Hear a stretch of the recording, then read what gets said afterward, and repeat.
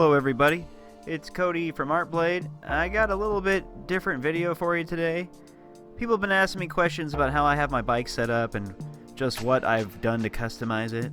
So I thought I'd make a quick video just to do a tour of how I've laid it out. Probably one of the coolest things about this bike is all the ways you can customize it and kind of set it up the way you'd want to use it. So it's really something everybody wants to do with this bike. So we'll start out with the bag I have zip tied to the handlebars. This is just a solo tablet bag. Here's what it looks like on the Dell website. You can find this in many places. This is just my most recent search shows it here. It's really handy for keeping keys or your wallet, anything you don't want bouncing around in your pockets when you're biking. Next we'll move on to my Bluetooth speaker. That's the Soundcore Icon. It gets the job done. It's mostly waterproof, I chose this one just mainly because it has the built-in strap and it just easily attaches to the handlebars and there's no fuss, no muss. Turn the thing on and you can pretty much play DJ for the neighborhood as you ride around. Another modification or addition we'll say to the bike that I made was I got the upgraded LCD display from Rad Power Bikes. And it's kind of pricey at $100, and it doesn't really feel like something that would cost $100 to me, but just for the speedometer and the trip gauge, you get to see like real-time watt usage.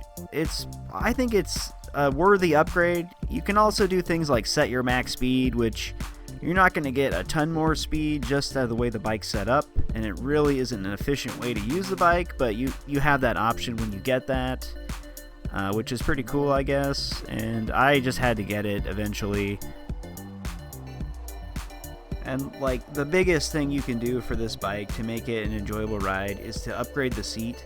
The seat is just really not comfortable. Maybe for some people you can do it, it's just not my thing. So I had to get the seat upgrade, and of course you have to get a new post, and I just suggest you get a suspension post. This is just one that I got. It's something I found cheap just to try out to see if it made a difference, and it makes a huge difference at high speed on bumpy roads to have that seat upgrade and the suspension post. The Cloud9 seat isn't the most comfortable seat that you can find. I found one in my backyard that was way more comfortable, but it was just beat up and ratty, so I ended up continuing to use the Cloud9 just to go with the overall look of the bike, but I'll probably get a much larger, cushier seat in the future. When you really get this thing up to full speed on the open road, you quickly discover that you need to see behind you so that you don't get hit by cars. Because cars will just sneak up on you. And you don't really know this if you don't really ride bicycles a lot, which was my case. I haven't ridden a bicycle since I was a kid. And I jumped on this thing and I'm like, wow, cars can just suddenly appear right next to you. And you could try to get out onto the road to go a little bit faster and there could be a car there. So getting a mirror is really important for this bike, and I tried a couple different types of mirrors. These ones are okay. They bounce around a lot. I would say if you can find something that's solid, and also the lens surface is not the best. Things look really small and far away. It's nice because you'll know something's there, but you may not know how close it is, so it just pretty much reminds you to turn your head and look.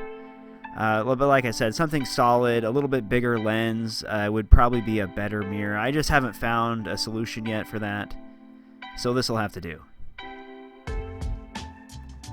Another important thing about riding this bike on the road for safety is lighting. The lights are extremely helpful for drivers to see you, and you really want to help them out as much as you can. And I ended up adding more lights to the bike, like this front light here, which is way brighter than the bike's built-in light is. And then also this rear light, which it's just an extra light and it doesn't drain from the main battery, so it does nothing but help me. You can find these on Amazon, but these are all over on the internet, and they come in many different styles. It's just really helpful to have a much brighter light that isn't powered off the main battery. Makes you way more visible, and you can see way more when you have two front lights. As well as a bag in the front, I have a bag in the back, and I keep safety glasses so bugs don't get inside my eyeballs, and sunglasses, and just anything that I might want to grab while I'm actually on the bike. This is just a cheapo automotive storage bag from Amazon, so it's cheap and simplistic as it is, it's super helpful as soon as the bugs come out in this area. It's pretty much a swamp out here. And this bike comes equipped with standard, I don't know, water bottle mount points. There's 2 of them. There's one here on the side and one further down. And of course, you want to be able to bring a beverage with you, so I use them. Alternatively, you could use the RadRunner built like center console, and that's just not my thing. I like the step-through design. It's just so much easier for me to get on the bike. So in my case, I'm just going to use the water bottle mounting points. Normally I record videos for this channel using 3 GoPros that I mount, 1 on the front and then 2 on the back, both facing on either side of the bike. And this just kind of gives me a brainless, automated way, I guess you could say, of making videos while I do bike rides. And I can get things from many angles, and I don't have to really think about like literally aiming a camera at anything. Nice thing about the GoPros is you don't really think about the focus for the most part. As long as things are far enough away, it'll pretty much get good enough focus, and they're very widescreen. These mounts are nothing special, but they get the job done, and I keep buying them because they work. I mean, they hold on to the handlebar, they don't bounce around too much. It's easy to remove the GoPro off of them. So they've made making videos with the GoPros much easier. Just the way the mount, you can loosen things and rotate them, and that's just super helpful. I ended up getting the RadRunner passenger accessory package when I got the bike. The seat is really comfy, and it works pretty good if you take a passenger with you, but right now I usually just take the seat off, and I use these pegs to mount the cameras when I'm looking for a different shot. It's a pretty good package. And something I almost forgot to mention, this was like the first thing I bought for the bike, was this cell phone mount, and I think Rad may sell it on their website, but I bought it off Amazon. And of course, this is handy for holding your cell phone, because in this day and age, you have to have a cell phone attached to everything you own.